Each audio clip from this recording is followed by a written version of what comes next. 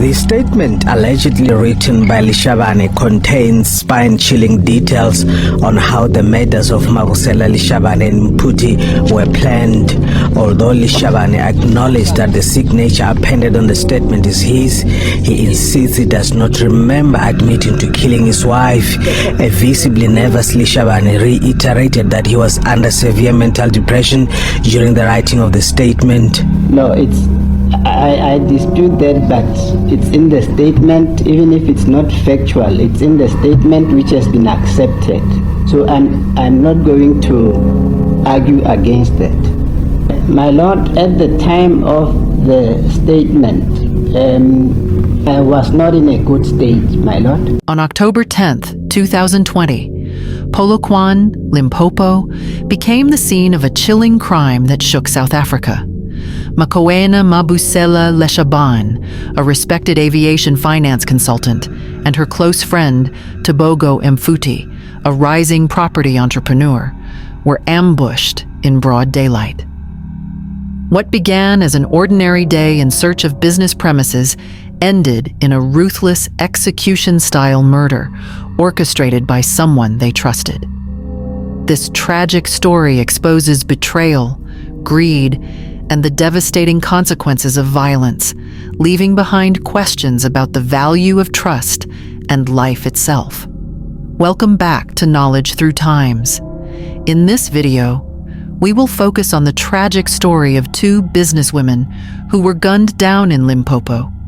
Makoena Mabusela-Leshabane, a 46-year-old aviation finance consultant, and Tebogo Mphuti, a 35-year-old property developer. Makoena Mabusela came from a poor background in rural Limpopo and became a successful chartered accountant working as a senior aviation consultant at Investec, all while studying part-time and raising 5 children.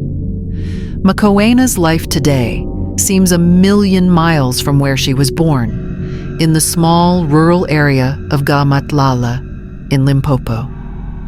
After school and working to put herself through university to become a chartered accountant, she started as a CA top trainee with Transnet and joined SAA after her final year of articles.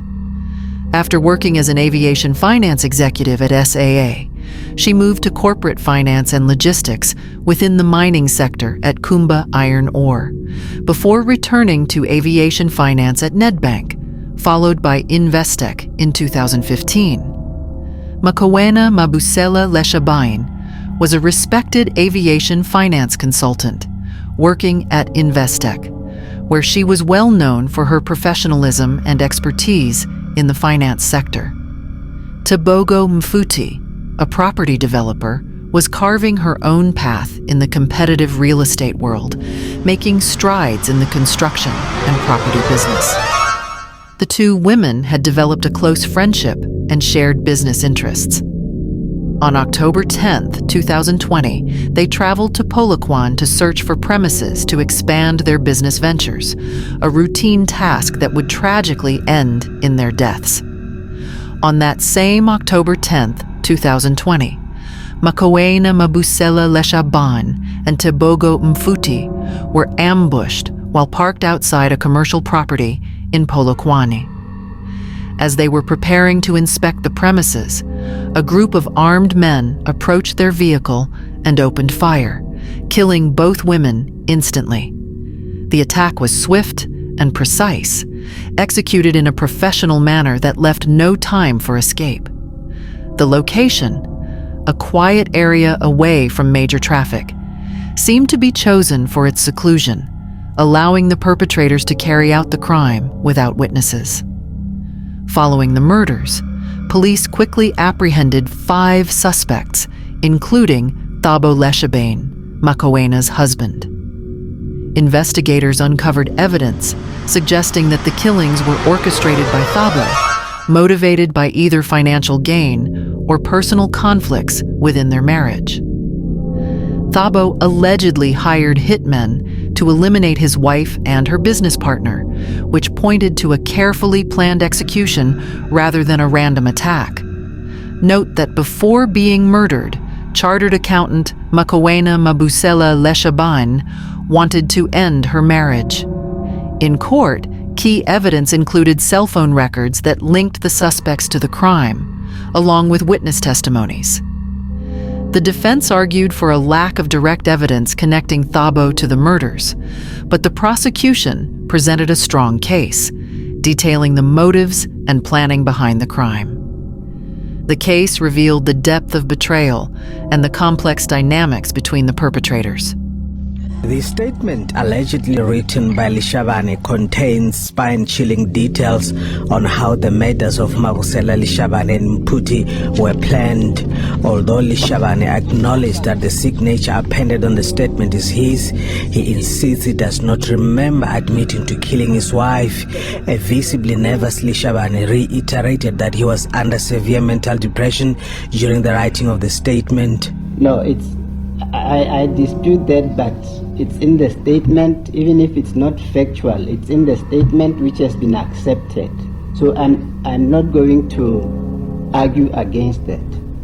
My Lord, at the time of the statement, I was not in a good state, my Lord. The Limpopo High Court Polokwane, on Friday, August 16, 2024, sentenced Stanley Thabo Leshabane, 58 years old, Mbekelezi Ndodo Buthelezi, 28 years old, Emmanuel Thembelani Dlamini, 33 years old, and Bekizenzo Sfiso Fiose, 36 years old, to life imprisonment on 2 counts of murder, and Ndodo was sentenced to 3 years on 2 counts of possession of firearms and 1 year on count of ammunition. The sentencing brought some sense of justice to the families and the community, but the pain of losing 2 successful, promising women remained. Their families, though devastated, found some solace in the closure the verdict provided.